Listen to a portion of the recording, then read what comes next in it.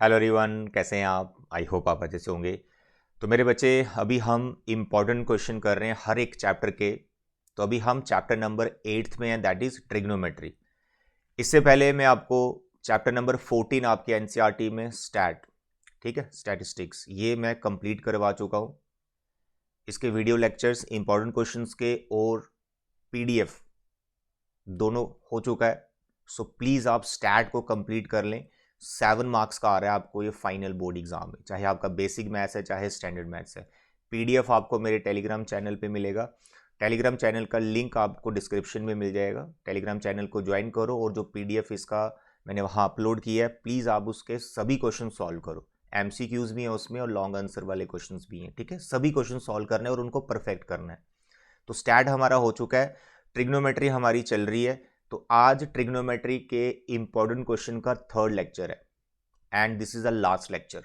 जो 2 लेक्चर मेरे हुए हैं इसमें इंपॉर्टेंट क्वेश्चंस के, lecture 1 and lecture 2 for trigonometry, इसमें मैंने आपको एनसीईआरटी पूरा कवर करवा दी है कि एनसीईआरटी में जो भी इंपॉर्टेंट है ना वो 2 लेक्चर में कवर है। वो 2 मेरी प्रीवियस वीडियो देख लेना ट्रिग्नोमेट्री की, बस उतना ही करना है एनसीईआरटी से, ठीक है। एंड आज जो मैंने क्वेश्चन सिलेक्ट किए हैं they are very important and previous year questions. जो क्वेश्चन मैंने सिलेक्ट किए हैं नॉर्मली एनसीईआरटी में इस फॉर्म में क्वेश्चंस नहीं होते, बट है बहुत ईजी हैं। देखने में ऐसा लगता है पता नहीं कैसे आगे, क्योंकि वो एनसीईआरटी में नहीं है तो प्रैक्टिस नहीं किया होता है बच्चे ने इस फॉर्म में अगर क्वेश्चन मिल जाए। तो जो भी आज के क्वेश्चन आपने सभी क्वेश्चन अपनी नोटबुक पे फेयर कर लेने, ठीक है। और इसका पीडीएफ आपको टेलीग्राम चैनल पर मिल जाएगा। आज तो नहीं अपलोड करूंगा जब आप ये वीडियो देख रहे हो। आज है 1 जनवरी, happy new year to everyone. आज नहीं मिलेगा, ये 2 जनवरी या 3 जनवरी तक आपको पीडीएफ मिलेगा ट्रिग्नोमेट्री का।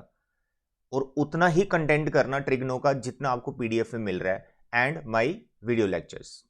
उसके अलावा ट्रिग्नोमेट्री को मत देखना, बहुत डराएगी आपको। भयंकर भयंकर क्वेश्चन करोगे, लेकिन उतने भयंकर क्वेश्चन, उतने टफ डिफिकल्ट क्वेश्चन नहीं आते हैं। वो 1-2 क्वेश्चन रहता है, आज के लेक्चर में वो कवर हो जाएगा। आज के 12 क्वेश्चन बहुत इंपॉर्टेंट है, ठीक है।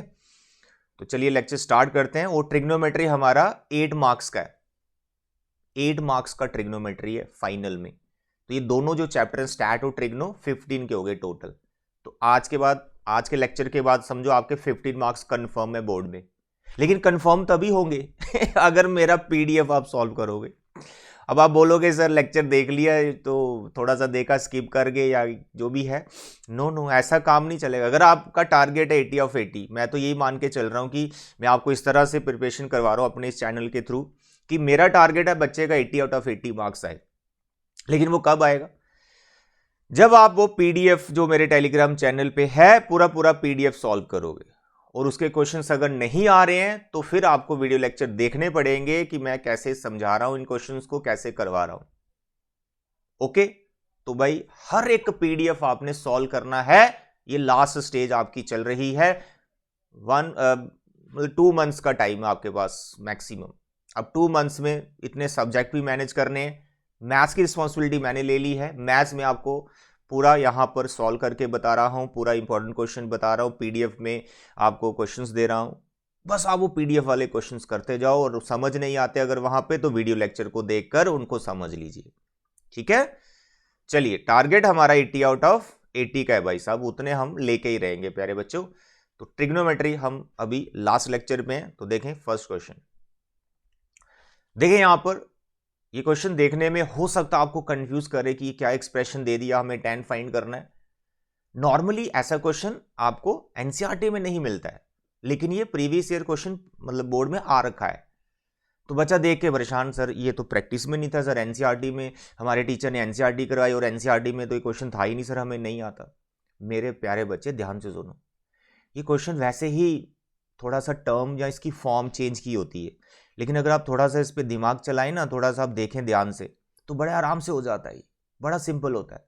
आपको क्या करना है, जो इक्वेशन दे रखी है ना आपको, दिस इक्वल टू दिस, इसको इस तरह से सिंप्लीफाई करना है कि वहां से tan बना पाओ आप। आपको साइन भी दिख रहा है, आपको कॉस भी दिख रहा है, तो भाई साइन कॉस तो tan बनाते हैं, क्योंकि tan किसके इक्वल होता है, साइन अपॉन कॉस। तो इसका मतलब आप साइन अपॉन कॉस यहां से बनाओ तो tan बन गया। तो उतने टफ नहीं है, देखो मैं यहां पे आपको करके बता रहा हूं, ठीक है। तो जो गिवन एक्सप्रेशन है उसको आप लिखें और टैन को फाइंड करना है तो साइन अपॉन कॉस बनाना है, रेशो बनानी है, साइन अपॉन कॉस। तो ऐसा करो, कॉस और साइन वाली टर्म को सेपरेट कर दो, लेफ्ट राइट साइड कर दो। तो देखो यहां पर लिखा हुआ है 3 कॉस थीटा, यहां से आया 2 कॉस थीटा, लेफ्ट साइड में ले गया 2 कॉस, यहां पर है साइन थीटा और 4 साइन थीटा में राइट साइड में ले आया, ये प्लस का हो गया। इसको सिंप्लीफाई किया सर, ये कॉस थीटा बच गया, ये 1 साइन और 4 ये 5 साइन हो गया।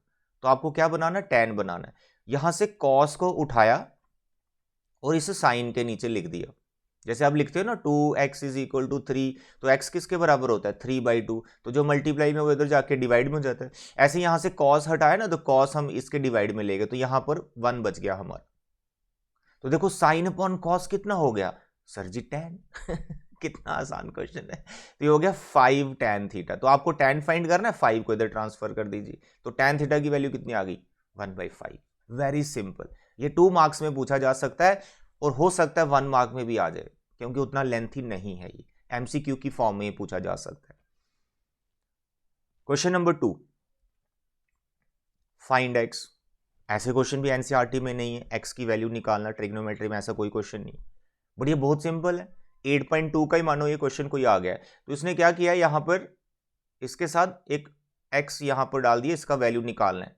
नॉर्मली जो आप एनसीईआरटी में प्रैक्टिस करते हो उसमें यहाँ पे नंबर्स होते हैं और इसकी आप पूरी वैल्यू को निकाल रहे होते हो। तो अगर यहाँ नंबर पता चल जाए तो पूरी वैल्यू इसकी 10 है।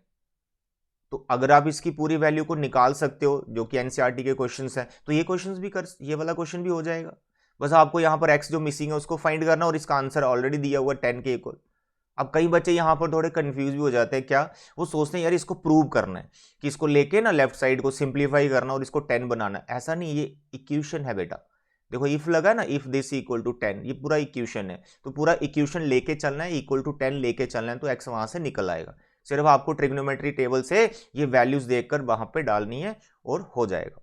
तो देखिए यहां पर मानो क्वेश्चन हमने लिख लिया और हम यहां पर अभी वैल्यूज डाल रहे हैं। जैसे कोसेक 30 टेबल से देखो पता चल जाएगा, नहीं तो अगर याद है तो वैसे भी अच्छी बात है। तो साइन 30 का उल्टा होता है, ठीक है ना, साइन 30 होता है 1/2, ये हो जाएगा 2।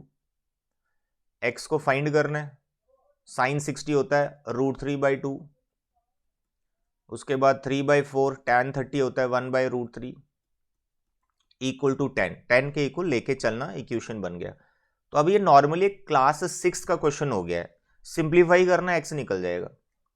2 का स्केयर 4, 4 2 8, एक्स √3 का स्केयर इज 3 एंड 2 का इज 4, यहाँ पर हो गया 3/4, इसका आ गया 1/3, 3 3 कैंसिल हो गया, ये बन गया 8, 3x divide by 4 minus 1/4 equal to 10। LCM ले सकते हो जहाँ फिर उधर ट्रांसफर कर सकते हो, कैसा भी करना, मैंने 4 एलसीएम ही ले लिया। 8 4 32 हो गया, यहाँ पे 3x माइनस 1 इक्वल टू 10। तो यहाँ पर आ गया मेरा 3x प्लस 31, ठीक है ना, 32 में से 1 गया, तो डिवाइड में 4 को उधर ट्रांसफर कर दिया, जो नीचे 4 था यहाँ पे 40 बन गया। तो मेरे बच्चे यहाँ पर हमने 31 को उधर ट्रांसफर कर दिया। अब 40 में से 31 गए 9, तो x का वैल्यू आ गया बच्चे 9/3, दैट इज 3। काफ़ी इंपॉर्टेंट क्वेश्चन है, एमसीक्यू में पूछा जा सकता है, क्योंकि उतना लेंथी है नहीं, सिर्फ वैल्यूज ही डालनी, और 2 मार्क्स में भी आ सकता है। क्वेश्चन नंबर 3, इसमें आपको ये क्वेश्चन जो दे रखा है बेटा, ऐसा लगता है पता नहीं कैसा है, बट ये क्वेश्चन आपकी एनसीईआरटी में एक्सरसाइज 8.1 में जैसे आपने क्वेश्चंस किए वैसे निकल जाता है आराम से। लेकिन 8.1 में क्या है, आपको एक रेशो दे रखी होती थी, जैसे साइन थीटा गिवन है 3/5, जहाँ फिर टैन थीटा गिवन है 1/7, कुछ भी। लेकिन यहाँ पर ऐसा कुछ नहीं है, लेकिन क्वेश्चन उसी लेवल का है कि कुछ आपको ऐसे एक्सप्रेशन का वैल्यू निकालना है, तो आपको कॉट साइन को ढूंढना होता है। बच्चे ये जो आपको गिवन इन्फॉर्मेशन है ना, sine minus cos equal to 0, यहाँ से आप सिंगल रेशो को बना लो, कोई एक रेशो बन जाएगी, या सिर्फ साइन में ले जाओ, सिर्फ कॉस में ले जाओ, या सिर्फ टैन में ले जाओ, एक सिंगल रेशो में बनाओ इसको। तो वहां से आप एक्सरसाइज 8.1 में जैसा करते थे वैसा हो सकता है। लेकिन कई बार क्या होता है, यहां से जो रेशो आप बनाते हो ना, वो इतनी सिंपल बन जाती है, हमें एंगल का ही पता चल जाता है और क्वेश्चन चला जाता है 8.2 में। देखो यहां पर मजे की बात, हमें गिवन है sine minus cos equal to 0, तो मैंने यहां पे ट्रांसफर किया कॉस, तो मेरे को कॉस यहाँ कॉस डिवाइड में आ गया, साइन बाय कॉस हो गया tan। देखो अगर आपने 8.1 जैसे इस क्वेश्चन को करना है तो tan थीटा आपको 1 दिया हुआ है, तो परपेंडिकुलर अपॉन बेस का डेफिनेशन लगा के पीजीटी लगाओ, उसके बाद यहाँ पे हाइपोटेन्यूज भी निकल जाएगा और कॉट और साइन का वैल्यू रेशो निकाल के यहाँ पर वैल्यू डाल देंगे।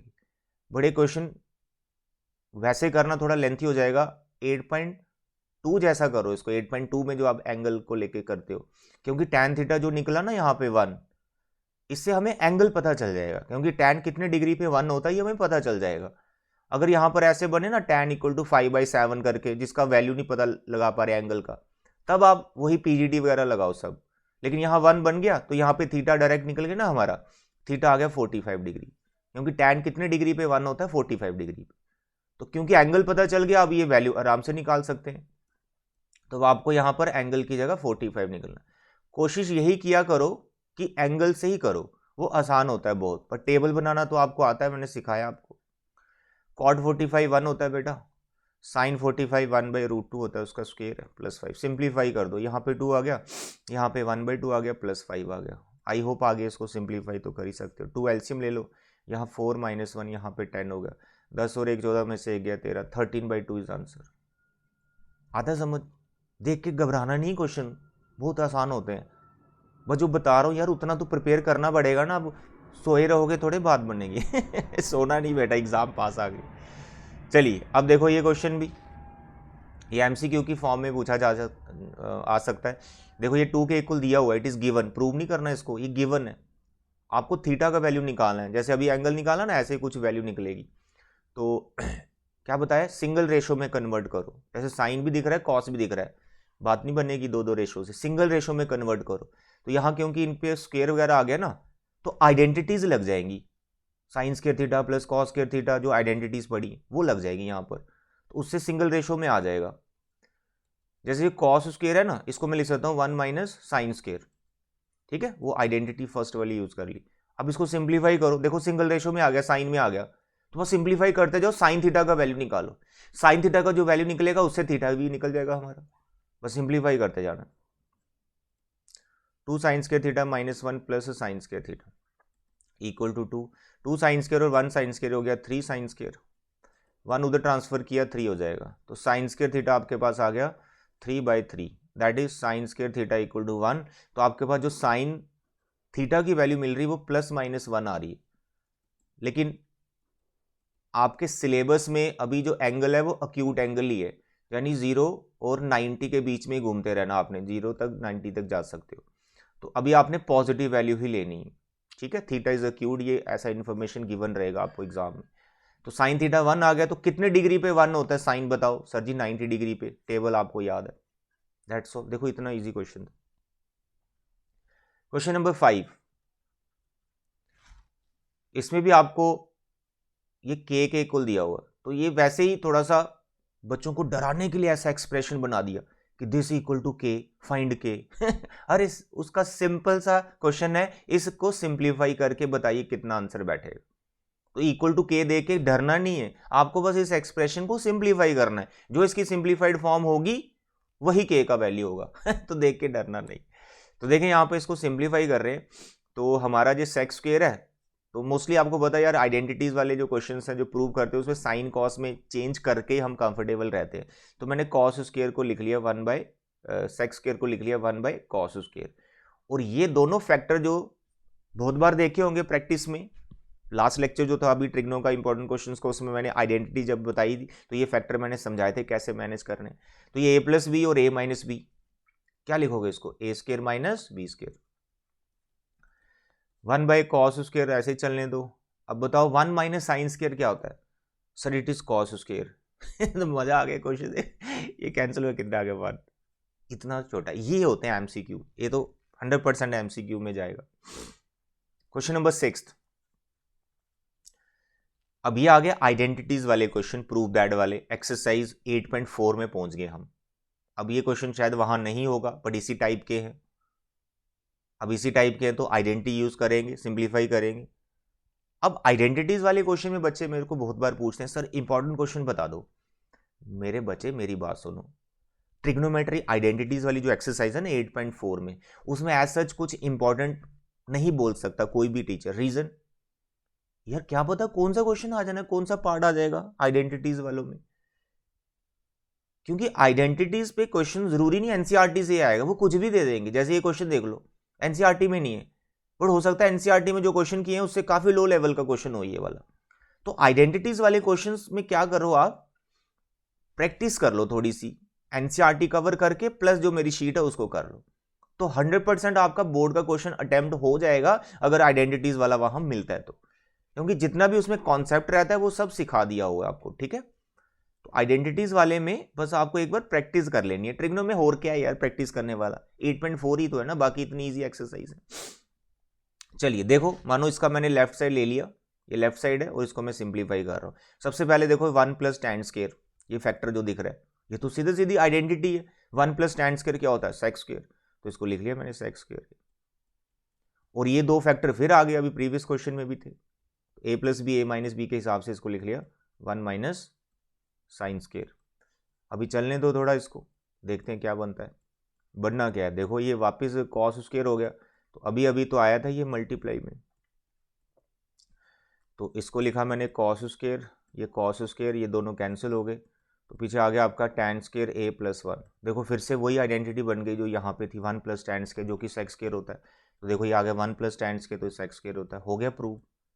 देखने में ऐसा लगता है भयंकर टाइप आइडेंटिटी वाला क्वेश्चन, कोशिश तो करो, आइडेंटिटीज तो लगाओ, सिंप्लीफाई तो करो, हो सकता है रास्ता मिल जाए हमें हम राइट साइड की तरफ पहुंच जाएंगे जरूर। आप प्रैक्टिस कर रहे हो मैं जानता हूं।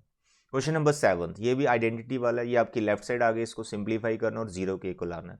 तो यहाँ कुछ हमें समझ में नहीं आ रहा क्या करें, तो बीच में कोसेक लिख दिया उसने, इसको साइन में बदलो और सिंप्लीफाई करते जाओ। ठीक है,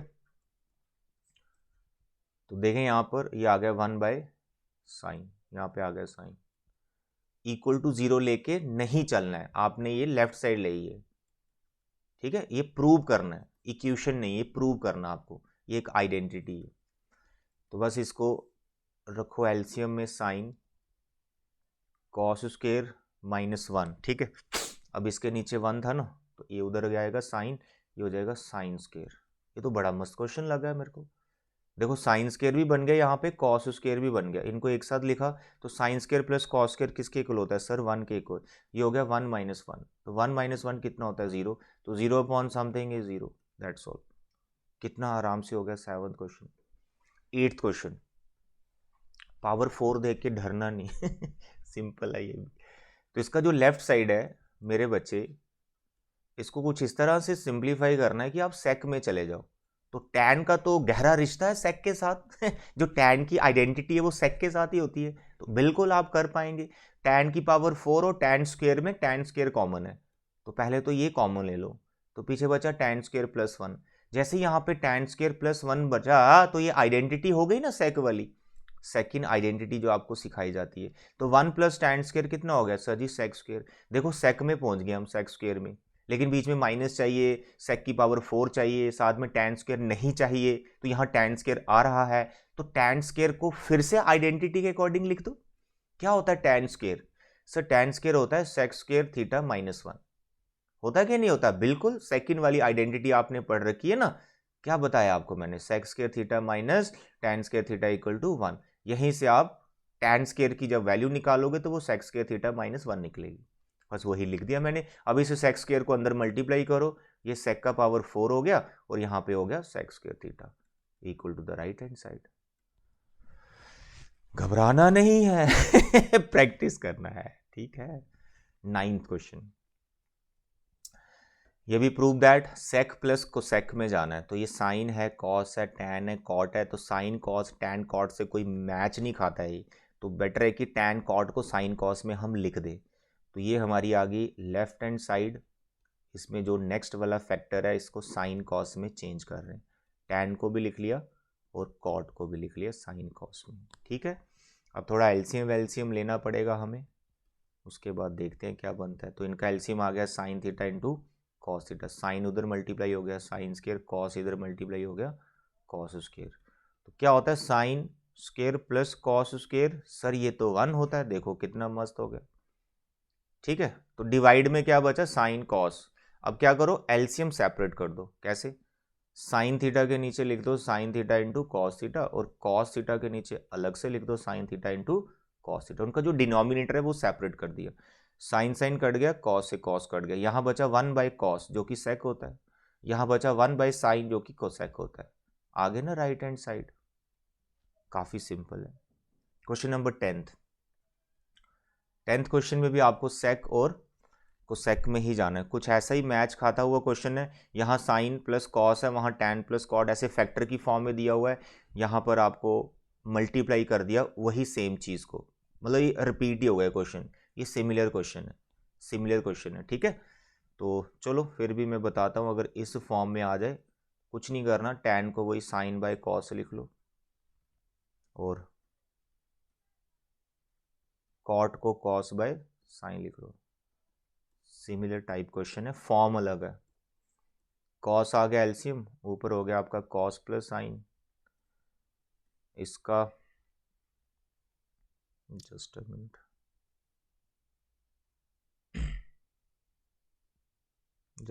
सॉरी कहाँ गया इरेजर,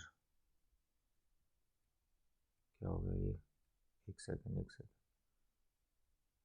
ओके, तो कहाँ पहुँचा था मैं, सॉरी ये क्या हो गया इसको, ओके सॉरी रिपीट करना पड़ेगा। साइन थीटा, टैन को लिख दिया आपने sine by cos plus cos theta, इसको लिख दिया कॉस बाय साइन, एलसीएम लो, साइन थीटा, यहाँ पर आ गया cos theta LCM, here cos theta plus sine theta plus cos theta, यहाँ एलसीएम आ गया साइन थीटा, ये आ गया sine theta plus cos theta. अब ये फैक्टर दिख रहा है ना, sine plus cos, sine plus cos, ये दोनों सेम फैक्टर हैं, तो इसे साइन प्लस कॉस फैक्टर को आप कॉमन ले लो, पीछे आपके पास बच रहा है साइन बाय कॉस। ठीक है, ये वाला साइन बच गया और ये वाला कॉस बच गया, और यहाँ पे बच गया कॉस बाय साइन। हो गया ना सिमिलर क्वेश्चन, बस इसका आप एलसीएम लो तो हो जाएगा।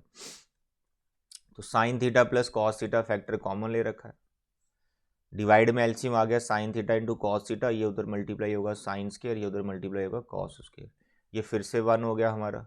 तो sign theta plus cos theta, और डिवाइड में बचा क्या, sign theta into cos theta, बस ऐसे ही सेपरेट द एलसीएम जैसे अभी किया। सिमिलर ही क्वेश्चन था, बस उसमें फैक्टर मल्टीप्लाई कर दिए थे, तो थोड़ा सा एक स्टेप हमारा बढ़ गया, ये कैंसिल हो गया इससे, यहाँ बचा 1/cos जो कि सेक होता है, यहाँ 1/sin जो कि कोसेक होता है, right hand side. Okay dear, तो question number 10th। Now the 11th question, ये भी अच्छा है और इम्पॉर्टेंट कैटेगरी में डाले, एमसीक्यू में आ सकता है, और आपकी एनसीईआरटी में भी ये एमसीक्यू है मेरे ख्याल से। ठीक है, आई थिंक सिमिलर जो है एमसीक्यू आपको एनसीईआरटी में मिल जाएगा। तो देखिए यहाँ पे करना क्या, आपको कॉट को आपको लिखना है कॉस बाय साइन, बस सिंप्लीफाई करते जाना है, कुछ पता ना चले यार साइन कॉस में चेंज करके ना एक बार सिंप्लीफिकेशन कर लिया करो, तो रिजल्ट 99% बन ही जाते हैं। ठीक है, तो ये कॉस आ गया, 2 के इक्वल प्रूव करना है, इनका एलसीएम बैठ गया फैक्टर का, साइन 1 के साथ मल्टीप्लाई हुआ साइन, तो साइन प्लस कॉस -1, यहाँ पे आ गया कॉस एलसीएम, ये आ गया cos theta plus sine theta plus 1। अब देखो यहाँ पे ना आइडेंटिटी बन रही है, ध्यान से देखना, ये फैक्टर देखो जिसको मैं अंडरलाइन कर रहा हूँ, ये दोनों सेम है, इसको आप फील करो कि ये वाला जो फैक्टर है ना ये ए है, और 1 है ना ये 1, इसको फील करो ये बी है, ये फैक्टर को क्या बोला, क्या है, ए है, और ये 1 को क्या बोला मैंने, बी है। तो ये कैसे लिखा हुआ है, ए minus B A plus B, A minus B A plus B, क्या होता है आइडेंटिटी, ए स्क्र माइनस बी स्क्र। तो जब आप ए स्क्र लिखोगे तो हो गया साइन प्लस कॉस का स्क्र, क्योंकि ये ए है, और 1 कौन है, बी, तो ये हो गया बी का स्क्र, और नीचे हो गया साइन इंटू कॉस। आधा समझ। अब आप इसका होल स्क्वायर ओपन करो, ए प्लस बी का होल स्क्वायर जैसे आप ओपन करते हो, तो कैसे आएगा, sir A square plus B square plus 2ab।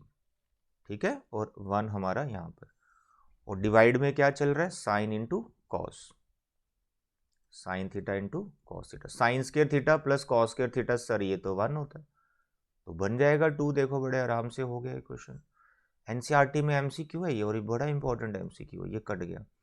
तो पीछे बचा आपके पास 2 साइन कॉस, और नीचे भी आ गया साइन इंटू कॉस। सर ये सब कैंसिल हो गया तो 2 आ गया, दैट्स ऑल। अच्छा क्वेश्चन है। Now the last question, very interesting, ये भी भाई बोर्ड में क्वेश्चन आ रखा है लॉन्ग आंसर टाइप में, ठीक है। तो देखें हम इनको कैसे करेंगे। क्वेश्चन को समझे पहले कि क्या पूछना चाहता है हमें ये क्वेश्चन। बेटे बच्चे यहाँ पे कोसेक प्लस कॉट जो है, दोनों का सम जो भी है, ये पी कुछ दे दिया, पी के नंबर भी कल को रख सकता है। तो हमें ना कॉस थीटा का वैल्यू निकालना है।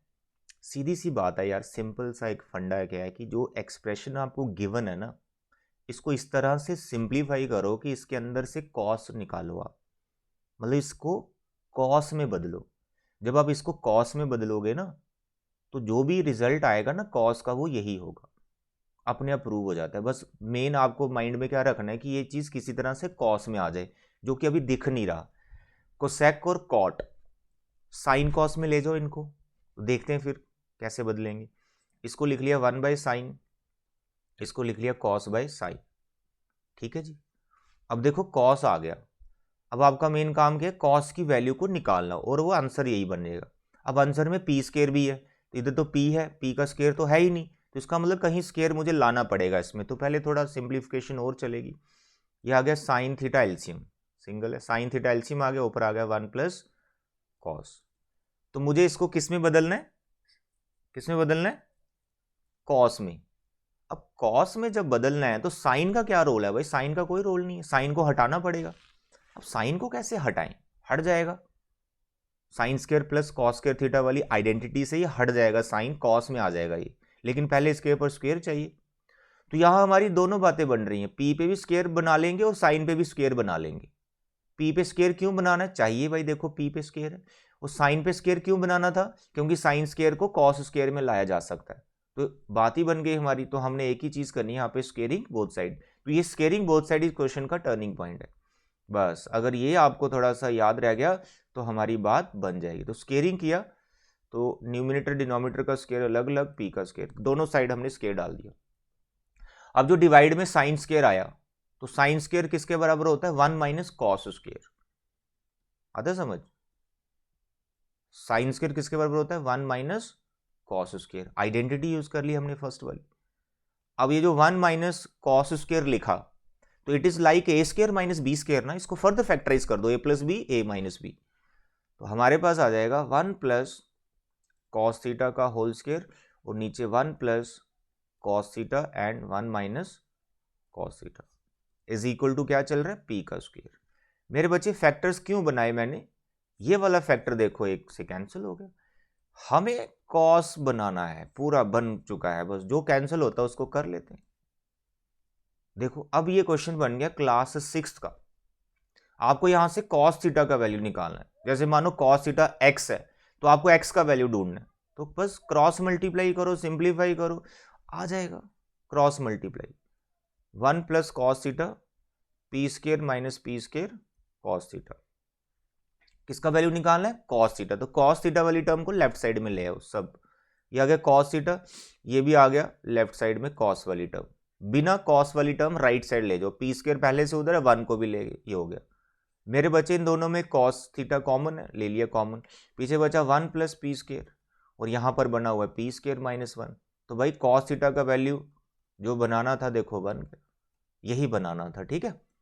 उसमें पी स्क्वायर नीचे पहले है तो पहले लिख लो, प्लस में कोई फर्क नहीं पड़ता।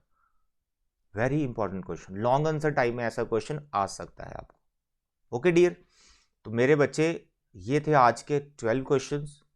इसके साथ ही ट्रिग्नोमेट्री जो चैप्टर 8 है, इसके इंपॉर्टेंट क्वेश्चन के तीनों वीडियो लेक्चर हमारे हो गए, इसको यहीं क्लोज करेंगे। नेक्स्ट हम फिर एक कोई हैवी चैप्टर उठाएंगे, हैवी बोले तो जिसकी वेटेज ज़्यादा है, वो वाला चैप्टर उठाएंगे और उसके हम इंपॉर्टेंट क्वेश्चन यहाँ पे डिस्कस करेंगे। लेकिन जितना भी आपको कंटेंट मैं दे रहा हूँ, प्लीज़ आप उसको प्रॉपर प्रैक्टिस करो, उसके नोट्स बनाओ, और लास्ट स्टेज पे ये वाले क्वेश्चन की जो आपने नोटबुक बनाई होगी, देखना आपको यही काम आएगी फाइनल एग्जाम से पहले, जो 3 दिन का आपको ब्रेक मिला है मैथ्स। यही नोटबुक आपको काम आने वाली जो क्वेश्चंस मैं आपको दे रहा हूँ। ओके डियर, तो आज के लिए इतने बचे। Thank you, bye bye and take care.